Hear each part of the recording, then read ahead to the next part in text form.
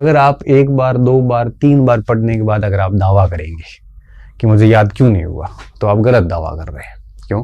क्योंकि याद करने के लिए मैं ऐसा मानता हूँ, एक सामान्य जो एक स्टूडेंट है, सामान्य अभ्यर्थी है, कम से कम 6-7 बार जब रिवीजन करता है तब उसको 70-80% याद हो जाता है। और इससे अधिक वैसे ही कुछ याद होता नहीं है। 70% याद हो जाता है, फिर वो, लेकिन उसका सब्जेक्ट के प्रति कंसेप्ट ऐसे अच्छे विकसित हो जाते हैं, उसकी टॉपिक के प्रति क्लैरिटी इतनी अच्छी हो जाती है कि वो ऑप्शन देके एलिमिनेट करने की ताकत बढ़ती जाती है। अब जो 6ठी-7वीं बार भी आपको 100% याद नहीं होगा, याद फिर भी आपको, मैं जनरली कहता हूँ, एक बार में 10%, 2 बार में 20%, 3 बार में 30%, जनरली ऐसा मैं कहता हूँ कि इतना याद होता है। वैसा मत कहना कि 11 बार में क्या सर 110% हो जाएगा, नहीं होता, लेकिन 6-7 बार पढ़ने के बाद 60-70% याद हो जाता है। आप अगर ये प्रयास करोगे कि 100% याद करना है, तो कभी होगा ही नहीं 100%, कभी नहीं होगा, क्योंकि 100% की लिमिट ही नहीं है। हमने जितने रूस की क्रांति पढ़ी उससे कहीं अधिक है वो, इसलिए 100% का प्रयास करें ही नहीं। हाँ, बस बार बार पढ़ते जाएं। 60-70% अगर याद हो गया तो 30% आपका लॉजिक काम करने शुरू कर जाते हैं, क्योंकि एक मुद्दे पर 60-70% तक अगर आपकी क्लैरिटी है ना, तब आप प्रश्न देखने के बाद विकल्प को आराम से एलिमिनेट करके और आप उत्तर निकाल सकते हैं, है ना। क्योंकि जैसे मैंने कहा ना, जिस विषय वस्तु के बारे में आपको 60-70% अगर जानकारी है, तो 30-40% आप अपने विवेक का यूज कर सकते हैं। अगर इसके बारे में जानकारी आपको 10-15% है, तब विवेक यूज नहीं हो पाएगा, तब आप गैस नहीं कर पाओगे, तब आप 3 ऑप्शन गलत नहीं कर पाओगे, ये नहीं हो सकता, ये नहीं हो सकता। इसलिए कहते हैं कि अगर 6-7 बार मिनिमम कोई रिवीजन कर लेता है बच्चा, तो उसको 60-70% तक याद हो जाता है, और फिर 20-30% वो आराम से अपने लॉजिक का, अपने गैस का, अपने कंसेप्ट का, अपने विवेक दिमाग का यूज करके एलिमिनेट करके आराम से आंसर निकाल लेता है। हाँ ठीक है, कोई ऐसा प्रश्न हो जो बिल्कुल फैक्ट और गहरा फैक्ट हो और पढ़ा हुआ ही नहीं हो, तब गैस नहीं लगेगा, लेकिन कंसेप्ट वाले प्रश्न बड़े आराम से कर लेते हैं।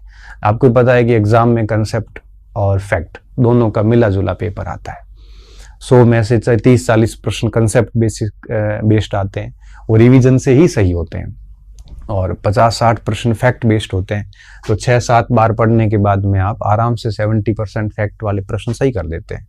ठीक है, इतनी कट ऑफ रहती है। तो याद नहीं रहता, ये प्रश्न आप ना करें।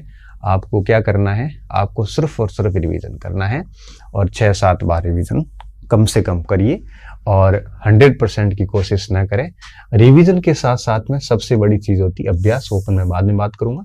अच्छा, अब बात ये आती है कि रिवीजन करें कैसे, हालांकि इस पर मैंने एक अलग क्लास डाल रखी है, फिर भी मैं आपको एक पॉइंट बता देता हूं। रिवीजन कभी भी लाइन टू लाइन नहीं करें, गद्यांश के रूप में नहीं करें।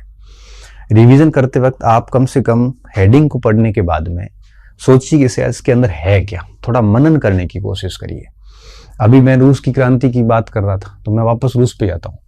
अब क्रांति के कारणों की बात करनी है ना, तो मैं लाइन टू लाइन क्यों पढ़ रहा हूँ, मैं यही सोचूं ना, उस समय की मजदूरों की जो मजदूरी थी, श्रमिकों की, उसमें कटौती की गई थी।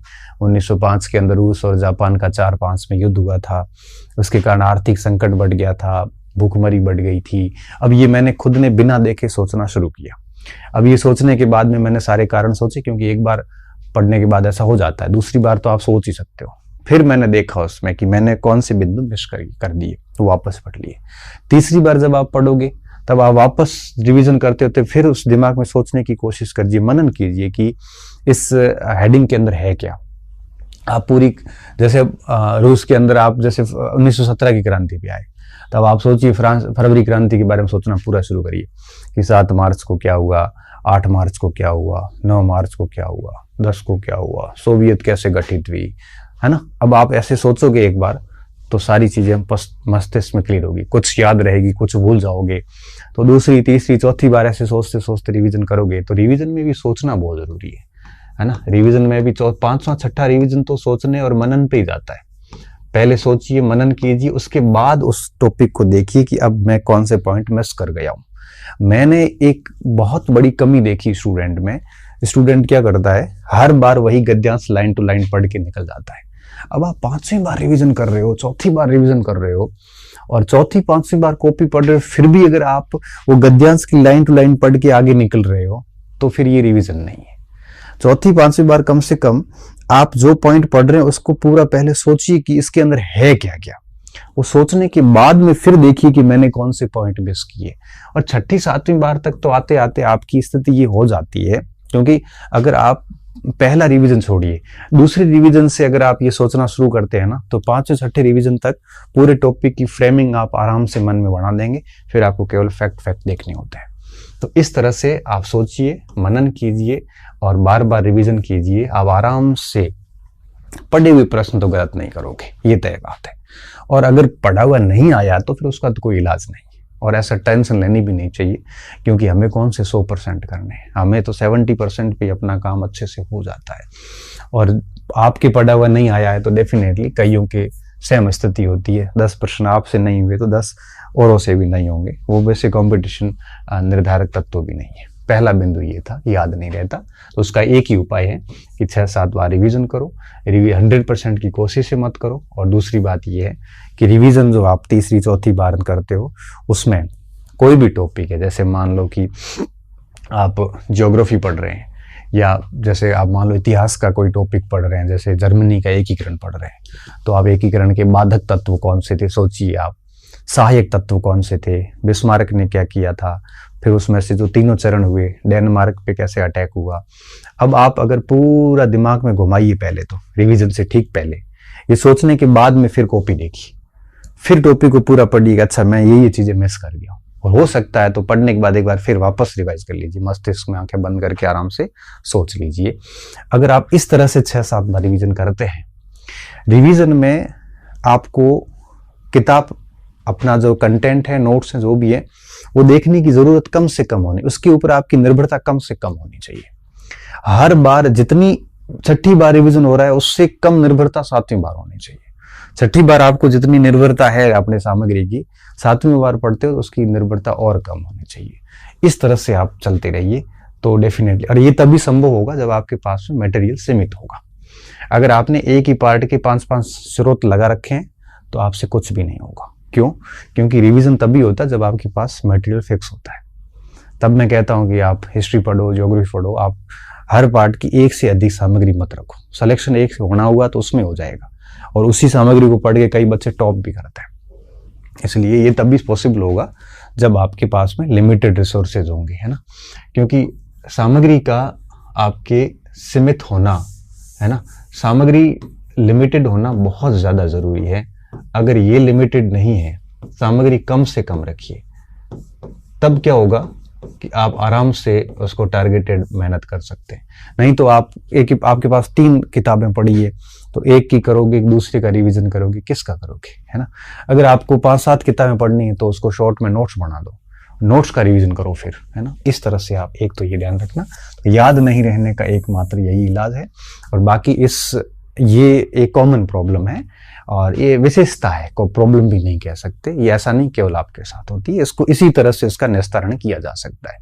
मुझे तो ठीक से याद है, मैं ऐसे ही पढ़ता था कि पहली बार तो पूरी लाइन टू लाइन पढ़ी थी, बढ़िया तरीके से लिखा, नोट्स वगैरह रेडी किया। सेकंड बार से मैं सोचना शुरू कर देता था। सेकंड बार जब सोचता था तो सोचने के दौरान स्थिति ये आती थी कि 5-10% बातें भी याद नहीं आती थी, भूल जाता था। लेकिन जैसे थर्ड बार सोचता था तो थोड़ा ज्यादा अच्छे से कॉन्फिडेंस आता था, अच्छा हाँ ठीक है, मुझे 10 बातें आ रही है।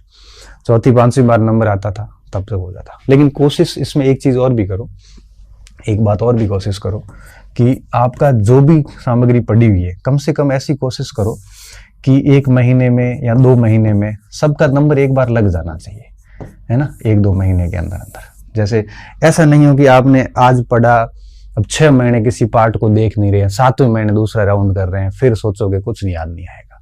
कोशिश करिए कि आप 1-2 महीने के अंदर आप एक बार जो कुछ पढ़ा उसको वापस पढ़े। मतलब ये है कि ऐसा सिस्टम सेट करें कि आप हर 2 महीने के अंदर एक बार आप उन चीजों से गुजरो जो आपने पहले पढ़ रखी है। मतलब ये है कि जिसको आज पढ़ा है, कोशिश करें कि 1-1.5 महीने के भीतर उसका नंबर वापस एक बार आ जाए। तो रिवीजन के अंदर, सामग्री के अंदर आपको 30-40 दिन से अधिक का गैप नहीं लेना है, ठीक है। जैसे मान लो 1 महीना जो पढ़ा बढ़िया तरीके से, तो अगले सप्ताह आप ऐसा टाइम टेबल सेट करो कि स्टार्टिंग में जो पढ़ा उसको वापस 2 दिन देख लें एक बार। तो ये गैप 40-50 दिन से अधिक का नहीं होना चाहिए, है ना। इस तरह से रिवीजन करें।